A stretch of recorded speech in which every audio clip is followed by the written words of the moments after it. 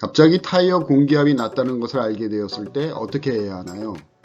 서비스를 받을 수 있는 상황이 안 되는 시간, 장소라면 매우 난감하게 됩니다. 이럴 때를 위해 컴프레서를 구입하기도 하는데 저가는 무용지물이고 쓸만한 녀석들은 가격이 만만치 않습니다. 그런데 요즘 출시되는 대부분의 차량들은 트렁크에 타이어 수리 키트가 비치되어 있습니다. 이것을 활용해 보면 어떨까요? 확인해 보았습니다. 타이어 수리 키트가 어디에 있나요? 바닥 시트를 분리한 후 제 차의 트렁크 모습입니다.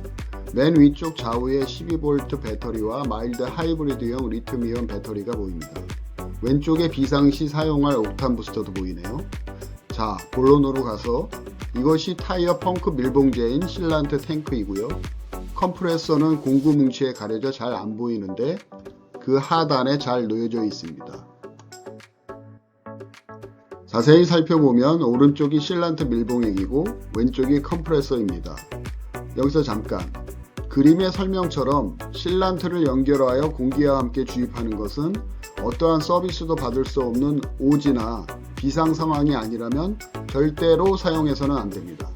저속으로 단거리 이동만 가능하도록 타이어를 잠시 밀봉해주는 임시 방편인데, 문제는 타이어 내부 휠에도 도포된 실란트를 신속하게 세척해야만 하고, 혹시라도 이것이 경화되면 휠 밸런스가 틀어지며 TPMS 공기압 센서까지 손상될 수 있기 때문입니다.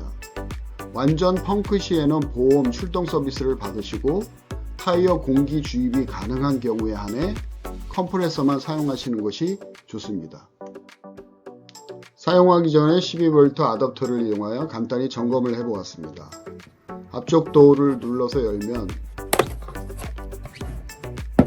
시가잭 커넥터와 압력계가 달려있는 튜브 주입기가 나옵니다. 새것이라 비닐이 부착되어 있죠.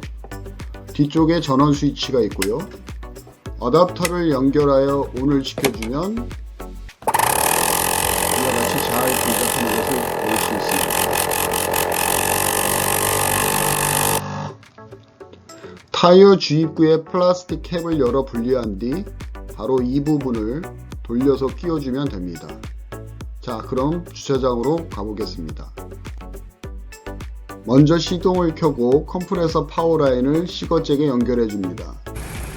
미리 측정해 보니 마침 운전석 쪽 타이어의 공기압이 35 사이로 적정값 38 대비 약간 낮았습니다.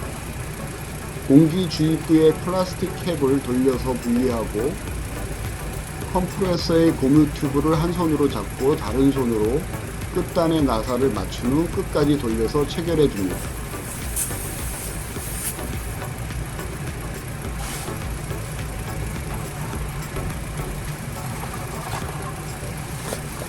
컴프레서 파워 스위치를 온한 후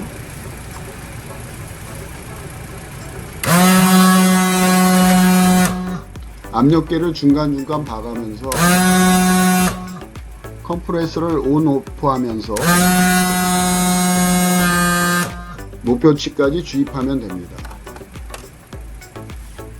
혹시 몰라서 다른 압력계로 공기압을 측정해 보니 목표했던 38 사이로 잘 맞춰졌습니다.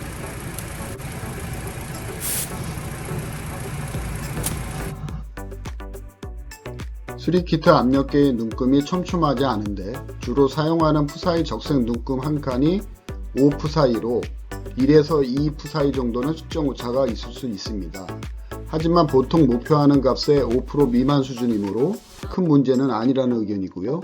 실제로 주입해보니 바늘이 40 사이 부근에서 진동하면서 서서히 올라가는데 파워를 끄게 되면 바늘은 약간 낮은 압력 위치로 내려갑니다.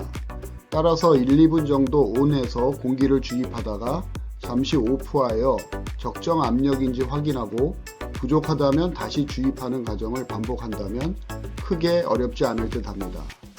공기압이 낮아져 보충하면 될 때 요긴하게 쓸 수 있는 방법이라 하겠습니다. 이것은 앞에서 컴프레서 공기 주입이 끝난 후 최종 압력을 확인한 휴대용 압력계입니다. 1년 전에 구매한 파보니 압력계인데 가격은 8,000원 전후로 기억합니다. 작지만 정확하고 측정도 간편하여 매우 잘 사용하고 있습니다. 참조하세요. 지금까지 아우터러브였습니다.